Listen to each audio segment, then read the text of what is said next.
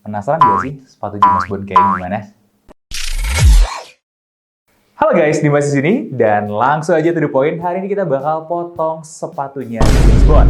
Dari Churches dengan nama artikel Chatwin. Gue mohon maaf kalau ada salah-salah kata, baik dari merek ataupun dari artikel, karena gue bukan native speaker. Mungkin kali ini kita bakal bahas sedikit tentang branding ya, yang melekat sama sepatu ini. Kalau kalian hidup di tahun 80-an, 90-an, kalian pasti akrab banget dengan karakter James Bond ini. Karena ya sebelum eranya superhero, kita biasa disuguhkan film-film Hollywood yang sangat-sangat menunjukkan superioritas barat lewat apa aja?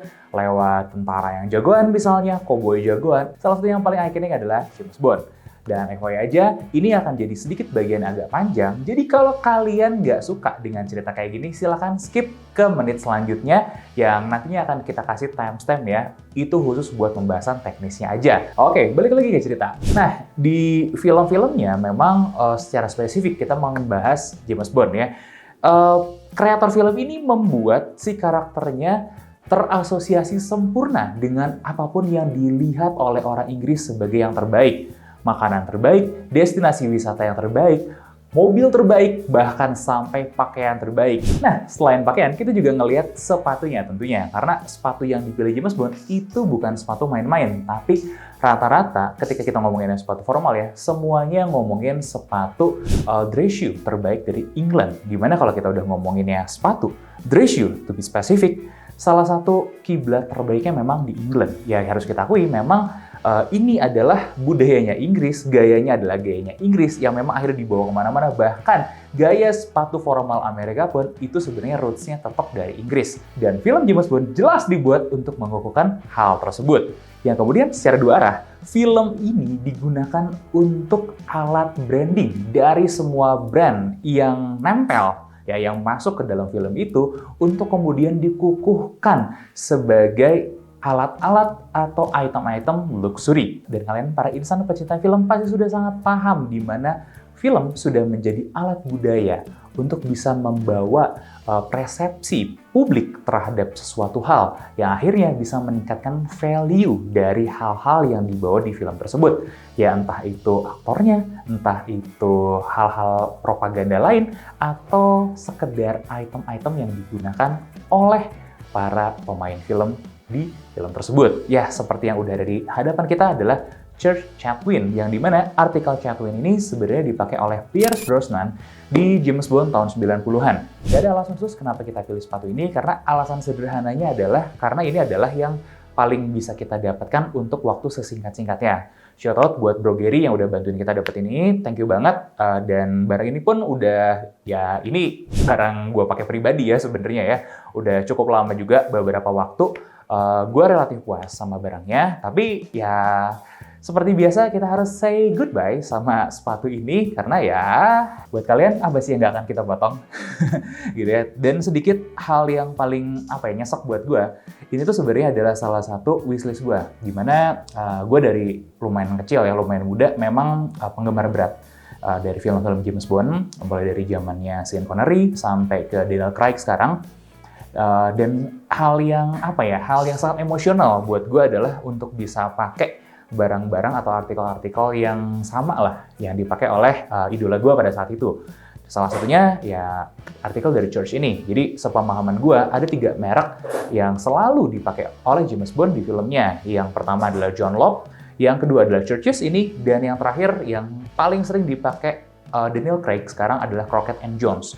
Dimana Churches ini udah lumayan lama ya melayani James Bond. Sepemahaman gua itu dari James Bond yang tahun 80-an sampai ke 90-an dan berlanjut ke Daniel Craig di Quantum of Solace, itu semuanya pakai artikel Churches yang berbeda-beda tentunya. Jadi mungkin ada hampir setengah lusin kali ya artikel dari Churches yang pernah dipakai oleh James Bond. Makanya sebenarnya banyak banget pilihannya, dan salah satu yang available yang bisa kita dapatkan adalah Chatwin ini. Kenapa? Karena kalau to be specific gitu ya, si Chatwin ini memang terasa begitu spesial karena satu, harganya yang relatif agak rendah price point-nya ya dibanding yang lain-lain, tapi dia masih tetap mempertahankan hal-hal klasik yang ditawarkan oleh sepatu Inggris sebenar-benarnya. Mulai dari kualitas uppernya, technicality-nya yang bagus, bagaimana shape-nya, dan yang lain sebagainya yang tentunya nanti bakal kita bahas ya di video bedah kita kali ini. Nah, dengan semua image luxury yang sudah ditempelkan dengan brand ini, dengan artikel ini, kita ingin menjawab apakah kualitasnya sesuai dengan image tersebut. Nah, buat ngebuktiin, langsung aja kali ya kita gas bedah sepatunya.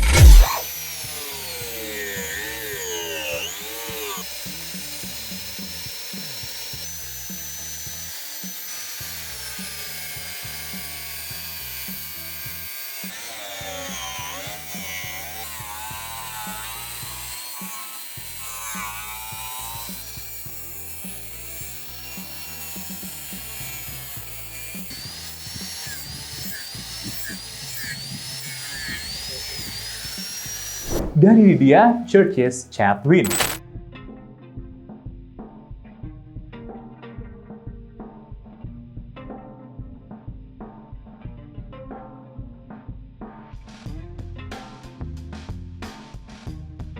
Kita akan mulai dari pembahasan material upper dan lining dulu ya.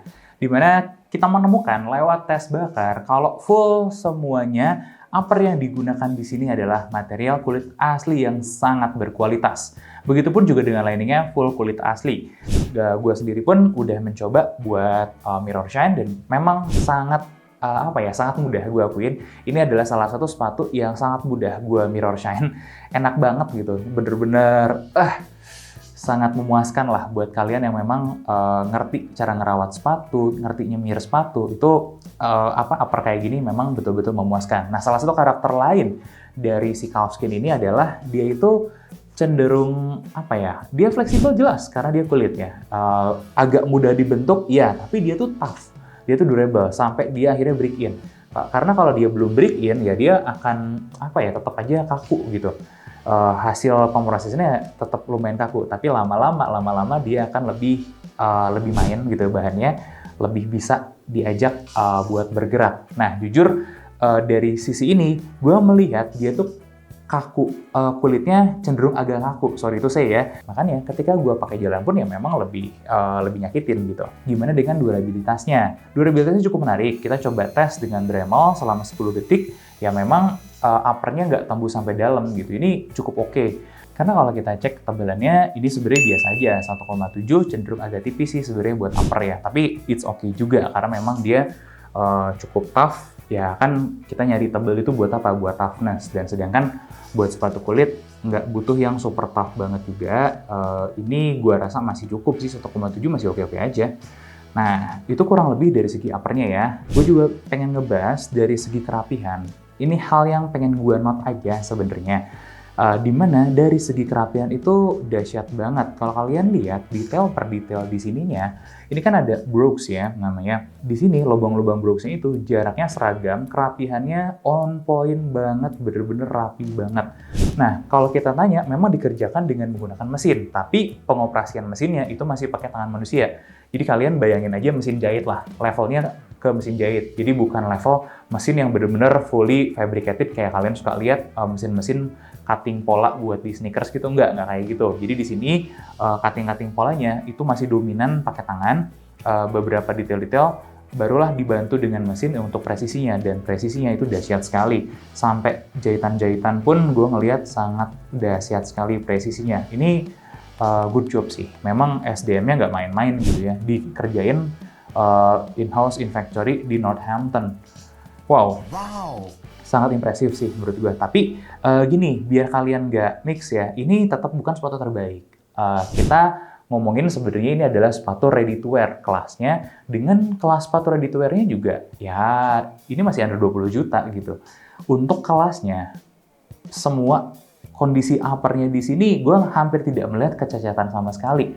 Gue berani kasih solid angka 9 dari 10 gitu ya buat kondisi-kondisi semua di uppernya bener-bener sempurna banget. Nah, di bagian soal ini kita ngelihat beberapa hal menarik. Gue mungkin absen aja sedikit ya. Di bagian heel-nya untuk comfort itu ada busa. Busanya belum mati, di sini masih ada tapi tipis. Nah, kalau gue lihat tadinya gue pikir ini busa apa gitu ya. Ternyata ini karakternya karakter Ortholite, bos.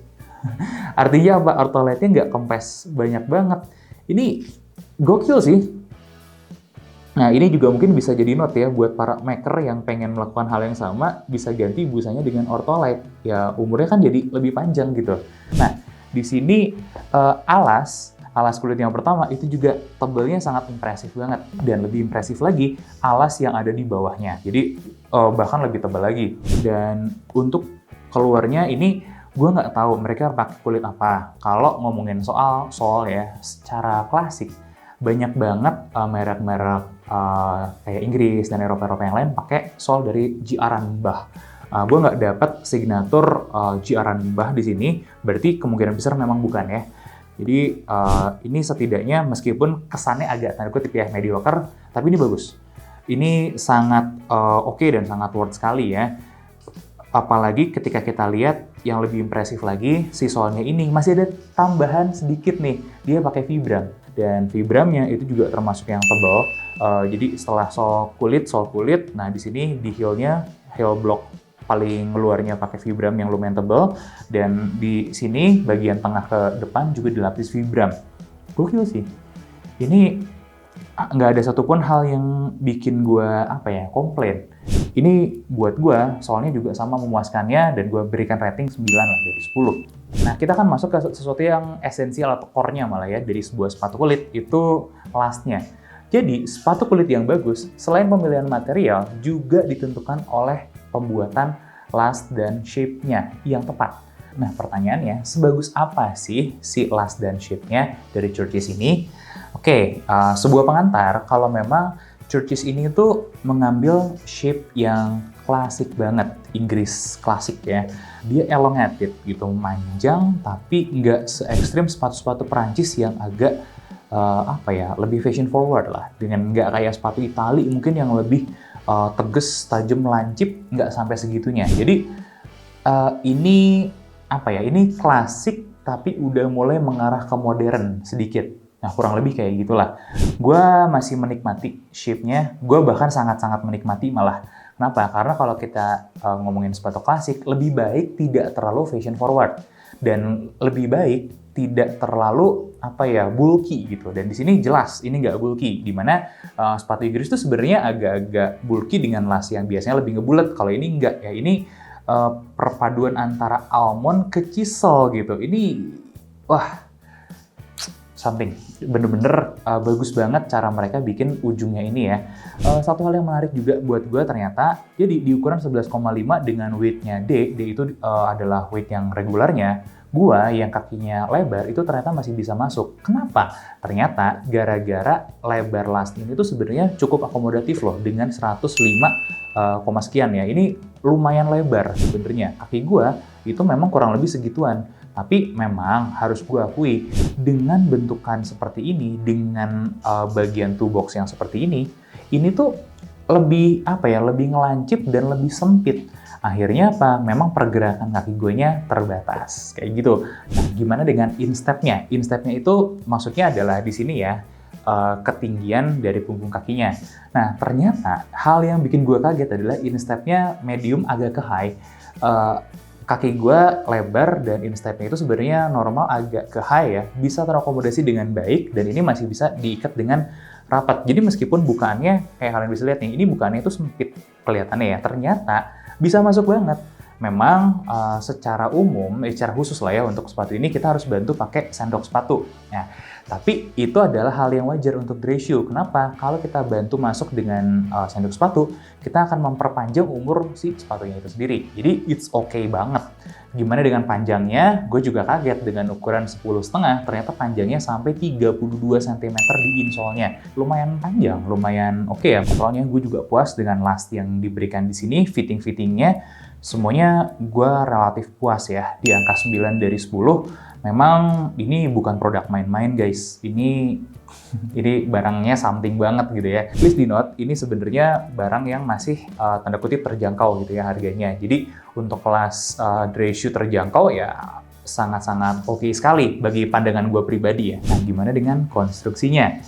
Ini bagian yang paling menarik buat dibahas. Kenapa? Karena inilah yang memisahkan art dari shoemaking klasik dari art yang dibikin-bikin ala sneakers collab zaman sekarang. Nah, dimana kalau kita ngulik dari jahitan aja dulu. Ini jahitannya memang spesial. Jahitannya rapi sekali dan ini relatif nyapein gitu ya. Ngejahit dari sini mulai dari jahit uppernya, jahit solnya, semuanya itu nyapein dan gak banyak orang yang masih mau ngerjain dan bikin di sini. Nah, tapi itu tidak menutup fakta kalau memang semua jahitan-jahitannya di sini tuh sangat dahsyat dan rapi sekali. Good job. Beberapa hal yang harus kita cek di sini sebelum ngomongin ke detail konstruksi adalah availabilitas beberapa hal. Pertama, pengeras. Jadi pengeras ini harusnya setidaknya ada di 2 titik, yaitu di bagian toolbox dan di bagian heel. Nah, kayak kalian bisa lihat, kita ini ya lumayan kaku ya ngelihat di toolbox-nya ini, artinya ada, dan di sini juga ada, terlihat kaku ya. Ini oke, availabilitasnya di sini sangat oke sekali, dan yang gue penasaran sebenarnya adalah availabilitas di bagian di bagian arch, di mana beberapa sepatu yang lebih high-end itu ngasih pengeras ekstra. Buat apa? Buat nge-support kaki kalian di bagian arch-nya. Surprise, ada. Di sini ada. Jadi arch support-nya selain kalian dapat di sini ya, nanti gue akan bahas di segmen yang lain, dia dikasih juga di sini. Jadi semuanya cek, good job. Next, availability cork, jelas. Ini ada ya corknya, dan ini spek cork yang dipakai di sini tuh bagus sekali. Ini sepatunya umurnya udah 10 tahun lebih, dia masih membal corknya, dia kelihatan halus banget, dan kita tidak akan pernah bisa dapet cork kayak gini di Indonesia. Susah nyarinya. Untuk sanks, ukuran sanksnya segini, kalian bisa lihat ini lumayan panjang juga. Dan yang paling menarik adalah beratnya dan solidnya. Ini sanks yang benar-benar solid. Bentuknya memang agak miring, tapi ini miring karena ini ya, memang bentukan sepatunya, bukan karena pemakaian. Dan ini gue jamin bisa banget support kaki kalian. Makanya gue ngerasa support di sini tuh jauh lebih baik lagi. Gue ngalamin sakit kaki sih beberapa waktu ke belakang ya, karena gue back and forth bolak-balik. Harus ngetes lagi Skechers, gue harus ngetes lagi Ultraboost, ada beberapa sepatu-sepatu empuk yang lain, lengkungan kaki gue sakit, dan kalian tahu yang nyelamatin kaki gue gitu ketika sakit itu adalah balik pakai sepatu kulit kayak begini. Dan ini nih salah satu support yang menjanjikan kenyamanannya yang kayak begini. Next, kita perlu ngomongin benangnya juga deh. Benangnya ini sangat kuat banget. Ada satu momen di mana gue berdua ya sama tukang kita, mamang kita di bengkel, kita ngebongkar ini, memang ini benang yang sulit sekali dipotong. Ya, ini kesannya kayak benang kasur biasa. No, ini bukan benang kasur biasa, guys.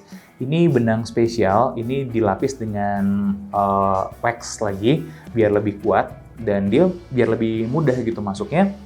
Ini kudos banget buat Churches, mantap sekali sih penggunaan benangnya, dan penggunaan paku-paku juga banyak sekali di sini.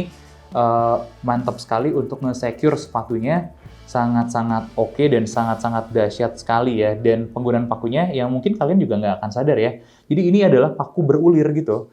Memang paku berulir ini kalau kita paham shoemaking klasik, paku berulir lebih dibutuhkan daripada paku yang lurus-lurus gitu aja. Sayangnya paku kayak gini tuh susah banget dicari di Indonesia dan nggak ada yang jualan di Indonesia. Harus kita impor dari luar untuk bisa mendapatkan ini. Kenapa? Karena paku yang ada ulirnya itu akan nge-secure kayak heel blocknya ini lebih baik, dan part-part sepatu yang lain di-secure lebih baik lagi. Bahkan beberapa detail-detail di sini untuk nge-reinforce, memperkuat si posisi solnya ini ke upper, bukan hanya di heel block aja paku-pakunya, tapi juga ada di depan. Gue menemukan setidaknya 3 paku di depan sini. Gokil. Ini mantap banget sih. Barulah kita ngomongin ke jahitan-jahitan. Nah, di sini ini clearly Goodyear weld dan clearly pakai mesin. Nanti kita sambil bahas, sambil kita liatin ya proses di pabriknya seperti apa. Jadi di sini alirannya adalah yang bagian uppernya itu agak ditekuk gitu keluar ya. Buat apa? Buat dia ngasih lebih banyak room untuk corknya. Jadi sedikit cerita prosesnya ya. Alasnya pertama ditempel dulu ke last. Nah, barulah upper kemudian dipasang ke last dan ditarik ke bawah seperti ini. Kebanyakan kalau di Inggris itu sudah pakai mesin ya untuk ngebantu, dan memang khusus ditarik dengan bentuk seperti ini. Jadi bagian ininya lebih ada dinding-dinding gitu di sini. Buat apa? Jadi nanti benangnya, si benang wax shoelace tadi itu ditusuk ke sini, ditarik. Ya, kalian bisa lihat, mungkin gue masukin beberapa ilustrasi shoemaking yang menggunakan tangan seperti itu. Nah, bedanya di Churches ini, di pabriknya, sepemahaman gue full sudah menggunakan bantuan mesin ya. Dan barulah ada ruang di sini, ruangnya cukup dalam ya, diisi sama cork yang tadi kita udah cerita. Dan setelah itu selesai, welt yang sudah dipasang tadi ke bagian samping-samping sini ya lewat jahitan, barulah dijahit juga ke alas. Nah, baru nanti kemudian finishing, pembersihan ya, eksesnya, kelebihan-kelebihan dari alasnya, di finishing juga, bahkan kemudian ditambahkan vibram. Ini adalah sebuah proses yang rumit dan ribet, dan ini dahsyat sekali. Kalau kalian ngomongin soal lepas, wah gue berani jamin ini nggak akan lepas-lepas. Ini susah banget. Kita bongkar kemarin itu bener-bener dahsyat banget lah proses bongkarannya. Gue angkat topi, buat siapapun yang bikin ini di pabriknya, kita sangat-sangat kerepotan sekali dalam ngebongkarnya. Meskipun ini pakai mesin, bukan pakai tangan ya. Kebayang nggak kalau bespoke yang pakai tangan seperti apa? Ini pasti lebih dahsyat lagi. Khusus buat tekniknya ini, gue berikan rating 9 dari 10, sophisticated sekali. Nah, baik, terakhir kita akan ngomongin kenyamanan. Nah, dimanapun kita ngomongin sepatu, pasti harus ada obrolan soal kenyamanan. Kenapa? Karena sepatu itu buat dipakai, bukan buat dipajang. Begitupun dengan sepatu ini. Akhir-akhirnya memang harus dipakai gitu. Meskipun dengan teknik yang sophisticated, ujung-ujungnya bakal dipakai dan diinjek juga.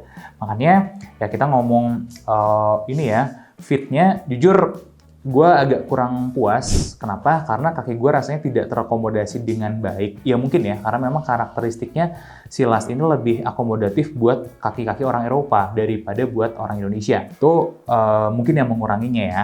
Support-supportnya available. Support pengeras di shanks-nya ini sangat baik sekali. Tadi gue udah sempat bahas sedikit. Dan itu bener-bener proper sih kalau menurut gue, posisi shanks-nya sangat bener sekali. Dan soal supportnya nggak usah ditanyakan, gue beneran sudah mencobanya gitu ya. Ketika sakit kaki gue malah hilang pakai sepatu kayak gini, keras kan. Nah, minusnya lagi adalah ketika dia pakai jalan, untuk pemakaian jalan yang lumayan jauh. Jadi gue sempat tes jalan sekitar 2 kilometeran, 2 km bahkan lebih sih, 2,5 kilometeran. Ini bukan sepatu yang ideal jujur. Kenapa? Karena fittingnya kurang oke. Dan kekakuan uppernya yang kurang oke. Tapi kalau dia lebih lentur dan lebih bagus fitnya, gue yakin pasti dia akan jauh lebih nyaman lagi. Gue jauh lebih nyaman pakai kayak Fortuna gitu ya, brand lokalnya. Tapi ada satu hal yang gue harus kasih pujian sama sepatu ini, kalau ketika kita pakai, itu sepatunya lebih ringan daripada seharusnya. Yes, kalau kalian ingat, di podcast sebelumnya yang kita jadi bintang tamu, kita pernah ukur beratnya, ini kurang lebih beratnya sekian ya, dan ini feel-nya itu kayak sekitar 50-100 gram lebih ringan daripada seharusnya. Ini gokil sih. Terakhir soal support di arc-nya juga ternyata memang sangat ngebantu sekali ya.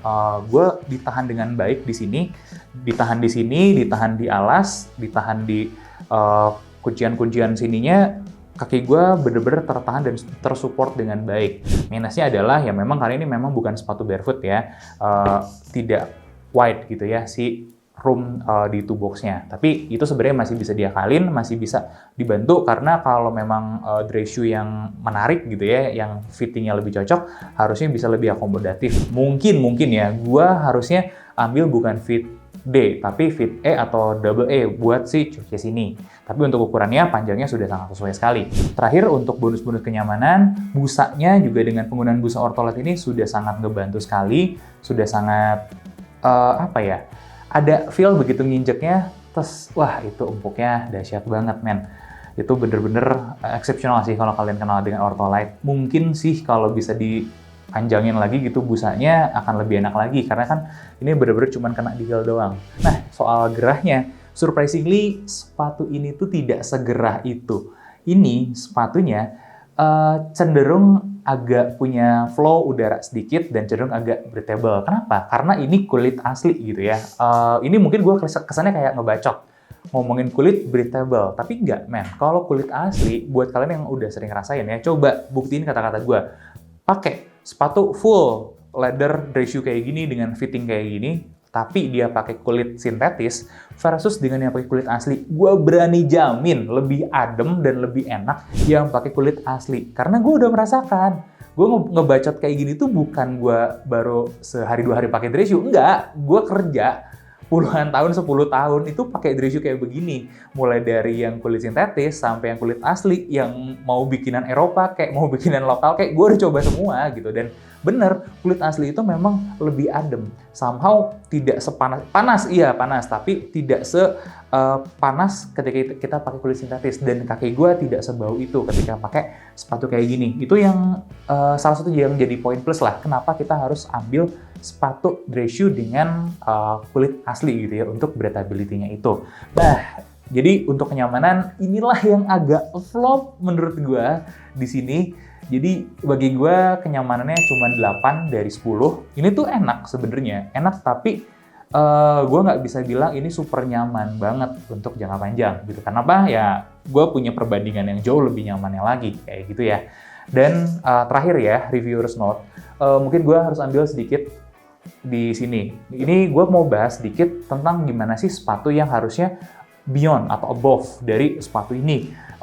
Spek leathernya mungkin bisa sama, tapi fitting-fittingnya itu harusnya lebih baik lagi dengan room di box yang lebih baik lagi seperti ini. Kemudian ini adalah sepatu yang bespoke, gue bikinnya sesuai dengan bentuk kaki gue, makanya ini akan berbeda gitu feel-nya dan kenyamanannya daripada sepatu ini gitu ya. Terus kemudian jahitan-jahitannya juga akan jauh lebih rapat lagi karena ini dibuat full oleh tangan, bener-bener handmade banget. Dan beberapa detail-detail yang akan missing dari sepatu ready to wear adalah fiddle back waist seperti ini ya. Ini hal yang sangat tidak bisa kalian temukan di ready to wear. Oh sorry, bisa, tapi sangat jarang kalian temukan. Apalagi di price point sekitaran segini. Sepemahaman gue, ready to wear yang menyajikan fiddle back waist itu ya udah di atas 20-an. Ya ada sih yang mendekati, contohnya kayak Carmina, tapi tidak murni fiddle back waist kayak begini. Nah kalau kalian mau dapat ini ya harus lebih beyond gitu. Ininya harus mau spending lebih. Jadi itu kisi-kisi gambaran tentang sepatu yang seperti apa sih yang harusnya lebih dari ini ya kayak tadi itu. Begitu guys. Jadi kurang lebih gue akan berikan rating sepatu ini 8,75 dengan catatan gue puas banget beli sepatu ini. Apakah gue akan repurchase kalau gue ada kesempatan? Yes, gue masih akan beli. Tapi kalau kalian mau beli, tolong note dulu ya, jangan beli Church's yang chunky soles atau yang rubber soles non-dynit atau non-vibram. Kenapa? Karena itu adalah abomination, itu adalah downfall-nya Church's, di mana sekarang Church's menawarkan harga 17-20 juta lebih dirupiahkan dengan spek material yang agak aneh gitu ya. Chunky sole, last yang aneh, yang agak bulky gitu, itu please jangan. Carilah yang lebih klasik-klasik aja di Church's. Jangan inovasi-inovasi barunya. Kayak begitu. Dan gue pun pengen menyuarakan rasa sakit hati gue juga sebenarnya sama Church's. Karena semenjak dibeli sama Prada, harganya itu melonjak jauh banget gitu. Karena kalau dulu itu, sepemahaman gue ya, ini tuh memang sepatu sub 10 jutaan kalau kita rupiahin. Dan sekarang udah jadi belasan bahkan 20-an juta semenjak dibeli grup Prada. Itu yang gue nggak bisa terima, men. Dan gue juga pengen menyuarakan rasa sakit hati gue sama Church's gitu, sebagai customer ya. Karena sepemahaman gue, dulu ini adalah sepatu under 10 jutaan yang sangat worth it sekali, English Heritage, klasik, dan semuanya sudah sangat proper sekali. Bahkan yang bikin gue lebih suka Church's dibanding brand-brand Inggris yang lain adalah dengan kualitas yang dekat, dia jual harga yang sangat-sangat reasonable. Tapi ketika dibeli oleh grup Prada, harga yang melonjak drastis banget. Sekarang kalau kita rupiahin, udah di belasan sampai 20-an juta. Artikel ini sendiri sekitar 17 jutaan. Bahkan beberapa artikel lain sudah tembus angka 20 jutaan. Men, itu buat apa gitu? Dan akhirnya gitu, kita punya opsi nih sebagai buyer. Apakah kita harus ngelihat merek lokal? Bisa jadi iya. Karena gue punya Fortuna Shoes yang jangan-jangan sudah di kisaran kualitas yang sama dengan Church's ini atau dengan brand-brand klasik Inggris yang lainnya. Nah, kayak gimana kualitasnya? Tunggu tanggal mainnya, kita akan perbandingkan Church's Chatwin ini dengan Fortuna Hoka. Kayak gimana? Gue yakin kalian penasaran, pembahasannya mungkin akan panjang juga. Please enjoy aja. Ini akan jadi video termahal kita, karena total kita akan ngebahas semua sepatu seharga lebih mahal daripada motor NMAX di dalam satu video. Jadi please nikmatin aja videonya, karena ini buat kalian. Dan kalau kalian tanya, kenapa sih kita nggak bahas sepatu tertentu, ya kan kita memang bukan mau jadi validator kalian beli sepatu. Kita mau ngomongin tentang ada apa aja sih di dalam sepatu ini, dan menjadi mungkin pematik ya, biar kalian kritis terhadap sepatu, dan kami mau menyuarakan tentang kualitas-kualitas sepatunya yang ada gitu ya. Dan barangkali nih, gimana ya kalau ternyata brand lokal ini sudah bisa head to head dengan brand luar, apalagi brand klasik berumur ratusan tahun dari Inggris ini. Nah, kita tunggu tanggal mainnya. Gue Dimas undur diri, sampai ketemu di bedah sepatu selanjutnya.